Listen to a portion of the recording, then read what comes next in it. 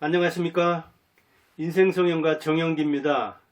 얼마 전에 윤여정 씨가 아카데미 여우 조연상을 받았기 때문에 많은 축하가 있었고 많은 평가가 있었습니다. 그와 더불어 34년 전에 헤어진 조영남을 소환해서 그 둘의 관계에 대해서 조명을 하고 또 그 사이에서 낳은 두 아들의 근황에 대해서도 여러 가지 이야기를 했습니다. 그리고 조영남은 윤여정 수상에 대해서 또 몇 마디 했는데 거기에 대한 여러 사람의 또 평가도 있었습니다. 그래서 저는 그런 예술적 차원 그것을 떠나서 두 사람의 인생에 대해서 한번 말하겠습니다. 제가 인생성형가니까요. 명색이 인생성형가지만 아직 살아있는 사람에 대해 평가하는 것은 조심스럽습니다. 그러니까 그 사람들이 이야기한 자평 또는 타평 그걸 중심으로 말하겠습니다. 인생은 관뚜껑 덮은 다음에도 변하는 겁니다. 그 뒤에도 얼마든지 또 다른 것이 나올 수도 있고 죽은 다음에도 영향을 미치면서 죽은 다음에도 평가가 엇갈립니다. 특히 역사적 사건을 놓고 보면 우리가 어떤 때는 혁명이 됐다가 어떤 때는 운동이 됐다가 어떤 때는 그 적들의 반란 이렇게 되기도 합니다. 동학혁명이 그랬고 박정희 그 5.16 혁명, 쿠데타, 반란 여러 가지가 그 이름만 해도 있는 것처럼 그렇게 우리는 평가를 달리합니다. 그때 이제 역사적 사관이 들어가기도 하고 개인적인 어떤 가치관이 들어가기도 하고 또 사람에 따라 이념에 따라 처한 상황에 따라 다르게 평가를 하는데 윤여정과 조영남에 대해서도 역시 마찬가지입니다. 둘은 13년 같이 살다가 34년 전에 헤어졌다고 하니까 까마득하게 오래 떨어져 살았죠. 2020년에 작년에 이혼한 건이 10만 7천이라고 합니다. 이혼이. 그 다음에 결혼은 21만 4천이라고 합니다. 딱 이혼 건수의 2배입니다. 결혼이. 참 결혼하는 인구도 적을 뿐더러 그리고 아이 태어나는 것도 이제 20만 안팎이어 가지고 제가 58년 개띠 100만 이상 태어났다고 하는데 한 3년 만에 그 출생이 5분의 1 안팎으로 줄어버린 겁니다. 그런데 이렇게 이혼을 10만 7천 하고 결혼을 21만 4천 하니까 이혼 대비 결혼 대비 이혼해서 50% 안팎 이혼한다 그렇게 이야기를 합니다. 그러면 마치 결혼한 사람의 절반이 이혼하는 것이 생각되는데 그렇지는 않습니다. 결혼은 작년 한 해 한 거지만 그 결혼 상태를 유지하고 있는 사람들은 수십 년이잖아요. 길게는 7, 80년까지 가고 짧게는 1, 2년이잖아요. 그 많은 사람들 중에서 작년에 결혼한 사람의 결혼한 숫자의 절반 정도 숫자가 10만 7천이나 되는 사람이 이혼한다는 이야기지 작년에 결혼한 사람의 절반이 이혼한다. 결혼한 사람이 절반이 이혼한다. 그렇게 되는 게 아닙니다. 그러니까 당해 연도에 결혼한 사람과 이혼한 사람의 총수를 따져서 이야기하다 보니까 그렇게 50% 안팎이 되는 겁니다. 우리나라는 아무튼 매우 이혼율이 높은 건 사실입니다. 미국이나 이런 데가 비슷하려고 보니까요. 그래서 이제 따지는 거에 인구 1000명당 이혼한 건수를 따지는 거. 그게 조이혼율이라고 합니다. 인구 1000명당 몇 건이나 이혼을 했는가 봤더니 2020년 이야기입니다. 이게 지금 2020년에 2.1건입니다. 그러니까 1000명당 2.1건의 이혼이 일어났습니다. 이혼이라는 것은 이제 2건이면 4명이 이혼에 해당되는 거죠. 그리고 이제 자녀들이 있다면 역시 많은 사람이 연결되어 있는 거죠. 그러니까 1000명당 2.1건이니까 그렇게 따져보면은 많지 않은 것 같은 느낌이 드는 거죠. 아까 이혼율로 따지면 굉장히 높은 것 같지만 조이혼율로 따지니까 그렇죠. 근데 결혼에 대해서 참 말이 많고 세기의 부자, 최고의 세계 부자였던 사람, 지금은 세계 4위라고 하는데, 빌 게이츠도 얼마 전에 또 이혼했는데, 이혼 사유를 하면서 둘이 성장하는데 문제가 있는데, 저보다 나이 몇 살 많은 이 60대 중반 후반, 이런 사람도 성장을 이야기합니다. 역시 미국인답더라고요. 예. 결혼에 대해서도 뭐 계약 결혼이다, 결혼 갱신제다, 한 10년씩 이렇게 해가지고 마치 운전면허 자격을 갱신하듯이 기본적인 신체 검사하고 기본적인 상황을 점검해서 건강 상태를 점검해서 면허를 갱신해 주듯이 결혼도 갱신해야 하는 거 아니냐, 그런 이야기를 하기도 하고, 결혼 졸업이다, 황혼 이혼이다, 때로는 뭐 신혼여행 가서 이혼한다고 해가지고 신혼 이혼, 아주 이질적인 이 모순형용처럼 붙이는 신혼 이혼이라는 말도 있고, 또 결혼을 영혼과 영혼이, 아니면 한 사람은 죽었는데 그럴 때 둘 다 죽었거나 짝 하나가 죽었을 때 영혼 결혼식이다, 그런 이야기도 하고 그러죠. 그리고 우리는 다 살아있기는 하지만 지척간에 있지만 마음은 천리말리 떨어져 있어서 심리적 이혼이라는 말도 합니다. 우리 그 부부들 중에 심리적 이혼 상태에 빠진 사람이 매우 많아서 그냥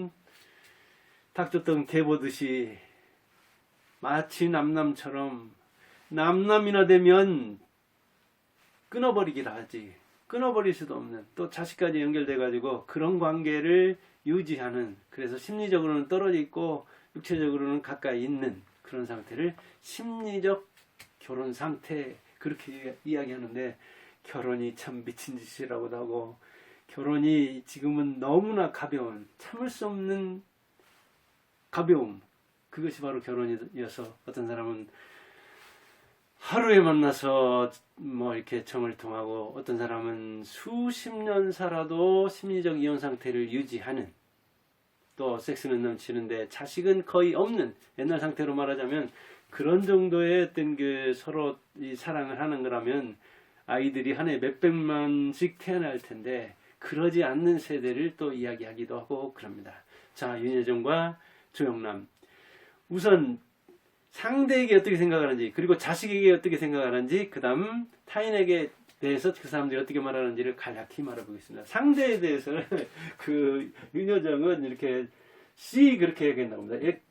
CHO 이렇게 조를 JO 그렇게 쓰는 경우도 있지만 CHO 그러거든요. 이게 전라북도 때도 옛날에 이제 알파벳 알파벳으로서 우리 한글을 표기할 때 그 표기법도 뭐 여러 가지 측면이 있고 그런데, 이렇게 조선일보도 보면 지금 이렇게 쓸 겁니다. 그래서 또 JO 이렇게 쓰는 사람도 있고 그런데, 그래서 C라고 한다고 합니다. 이니셜 첫 글자를 해가지고.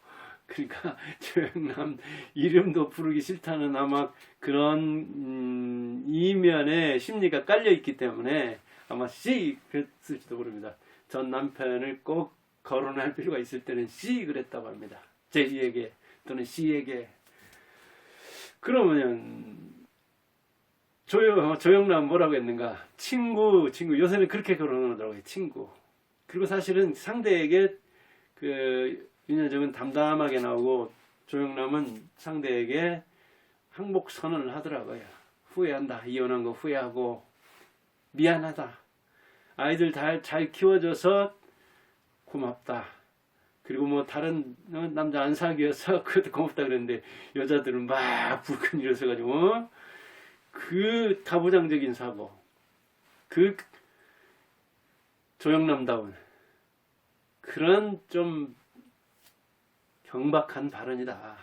어디서 그런 말을 하느냐, 이렇게 이제 막 발끈발끈 하는 사람도 있고 그런데, 대개 연예인 커플들이 헤어진 다음에도 이렇게 스캔들이나 연문을 부리는 경우도 또 많고 그런데, 오로지 자녀 키우는데 몰두한 거에 대한 감사함이랄까요? 자기네에 대한 정조나 지조 개념이 아니라 그렇게 표현했는지도 모르는데, 그 자체가 가부장적 발상 아니냐, 이제 그렇게 이야기를 하고, 그리고 이 수상한 거에 대해서는 자신에 대한 어떤 통쾌한 복수다. 아마 이 조영남이 굉장히 자기애가 강한, 뭐 좋게 얘기하면 에고이즘이 강한 에고이스트, 나르시소스, 뭐 하여간 그런 측면이 있는 것 같아요.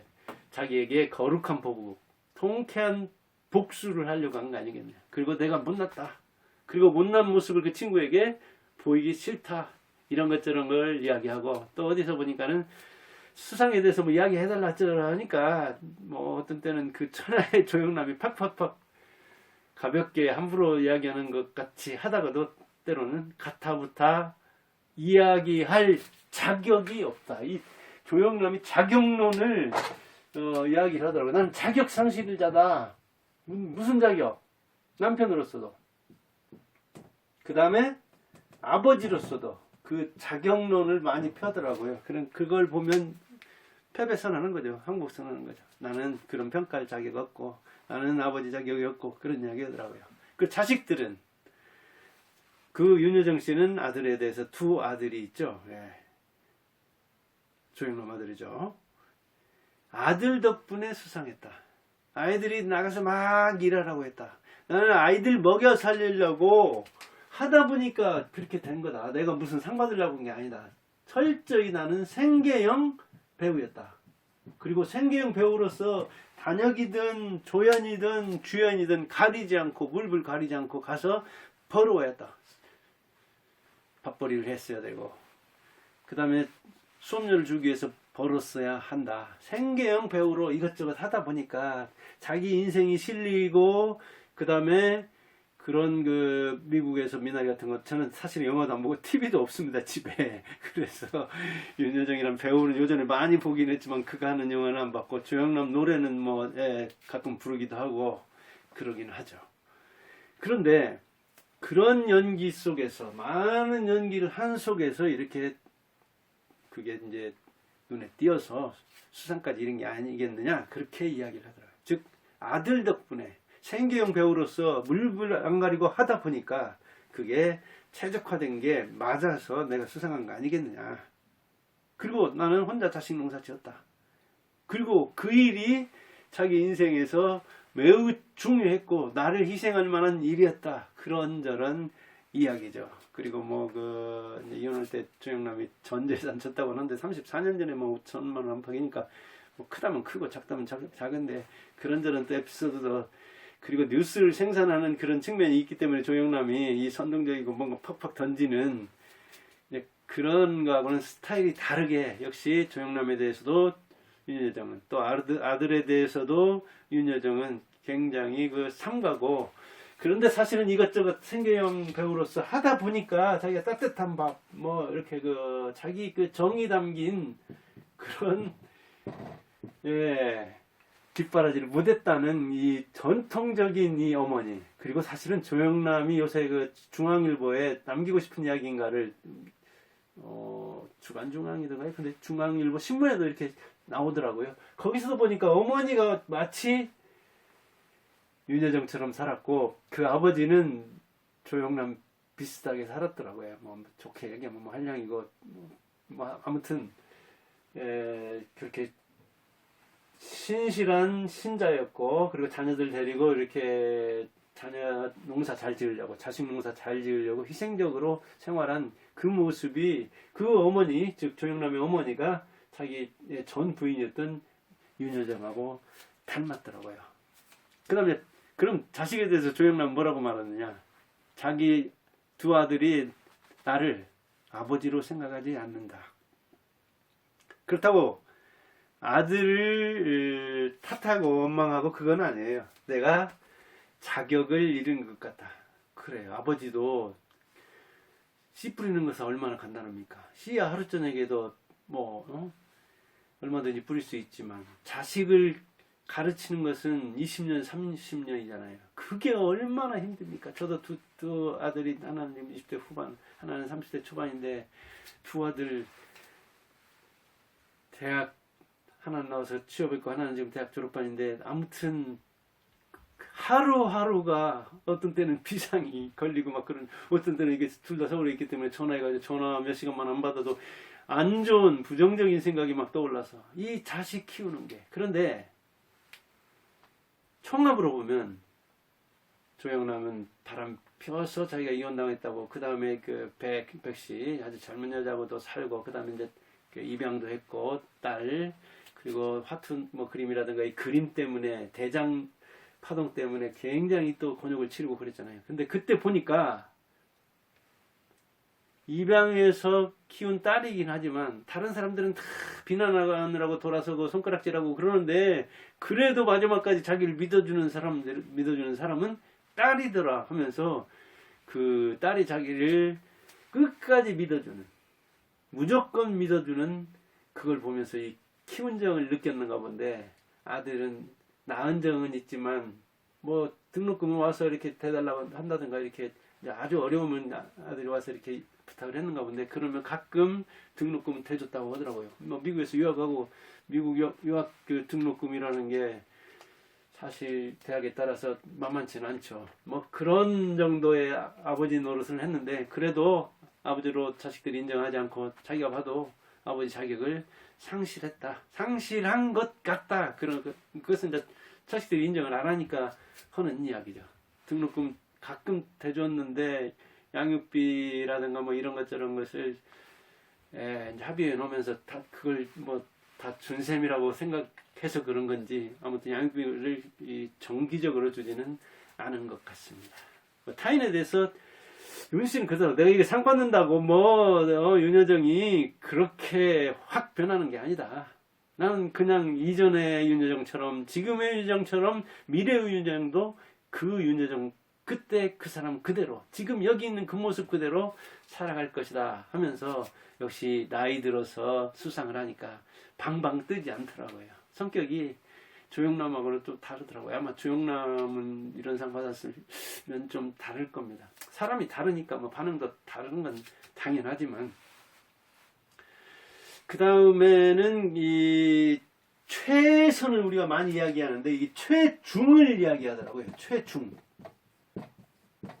가운데 중용. 중화. 얼마나 중요합니까, 이게. 이거는 이제 아마 최적이라고도 할 수 있을 겁니다. 최적. 가장 알맞은 상태. 최고의 적절함. 그래야 되지. 최고의 선. 너무 좋은 것만 따질 게 아니다. 그냥 알맞은 게, 무난한 게, 무색무취한 게 아마 오랜 인생 연륜에서 나온 이야기일 겁니다. 역시 겸손하게 다른 사람을 이렇게 배려하면서 나 잘났노라고, 내가 열심히 해서 내가 최고라 이런 상 받았노라고 하지 않고, 그냥 최적 상태, 최중 상태를 유지하면서 사는 거 아니냐. 그게 인생 아니냐. 그런 이야기를 하는데 아주 멋진 말을 만들어내더라고요. 저는 최선이라는 말을 다 쓰고, 최선이라는 그 개념도 이제 이 어떤 부모 아래서 자랐는가, 그래서 자기 가치관이 어떤가에 따라서, 기질이나 성격에 따라서 최선의 상태도 다르거든요. 어떤 사람은 하나 가지고도 최선을 다해서 좋다고 하고, 어떤 사람은 3개 갖고도 2개 더 가져서, 아니면 더 채워서 10개를 가져야 이게 최선인데 내 최선을 다하지 못했다 하는 사람도 있을 수가 있는데, 최중으로 만족하자. 윤여정은 윤여정답게 과거도 현재도 미래도 그렇게 살아가면 된다. 그런 이야기를 하더라고요. 역시 좀 대가는 뭐 거기다 돌 몇 개 던진다고 출렁거리는 이 찻잔이 아니라 한강처럼, 저 바다처럼 트럭으로 흙을 부어도 그냥 잠깐 물결 잃었다가 가라앉는 그런 담담한 상태를 유지하더라고요. 그래서 이 윤여정과 조영남의 인생은 제가 평가한 거 아닙니다. 조영남에게 자평한 겁니다. 내가 적어도 이 결혼관계를 깬 건 후회하고 미안하고 고맙고 그런 이야기를 하는 걸 보면 뭐 그렇게 솔직하게 자기를 반성하는 것만 해도 괜찮죠. 그래서 우리는 난 사람보다 된 사람이 중요하다고 하고, 어떤 일을 겪은 다음에 나중에라도 깨달으면 그것을 또 봐주는 측면도 있잖아요. 그런데 이제 조영남의 예술성이나 이런 것에 대해서는 여러 가지 얘기할 수 있죠. 한양대 중퇴, 그 다음에 서울대 중퇴여가지고 너무 초반에 잘 나가다 보니까 이게 창의적인 측면으로 따지자면은 뭐 남진이나 나훈아나 이런 사람에 견줄 수가 있겠느냐. 그래서 간판이 너무 좋으면 이 중퇴한 간판이라도 자기 결핍성을 못 느껴서 창의적인 측면으로 나가지 못하고 또 젊어서 너무나 어려서 돈 맛을 보면 너무 자기중심적으로 살면 그렇게 그 여자들이 전부 다 자기를 좋아할 것 같고 어떤 여자하고 살면 금방 그냥 뭐 환상적인 세계로 갈 것 같지만 그런 게 인생이 아닌데 아마 조영남은 그걸 늦게 깨달았고 윤여정은 그건 일찍이 깨달아서 그리고 자녀 키우는 것이 자기 소명이고 그 소명을 다하는 것이 바로 생계형 배우로서의 역할이고 그러다 보니까 자식 농사도 잘 짓고 그 다음에 이렇게 배우로서 영광을 차지한 게 아닌가. 고진감래라는 말이 요즘 꼰대의 말로 생각할지 모르지만 그래요. 이렇게 뒤에 웃는 사람이 그리고 다른 사람에게 긍정적인 영향을 미친다는 차원에서 보면은 윤여정이 인생 성형가로서 인생 성형의 모델로 모범으로 삼을 만하다고 생각합니다. 들어주셔서 감사합니다.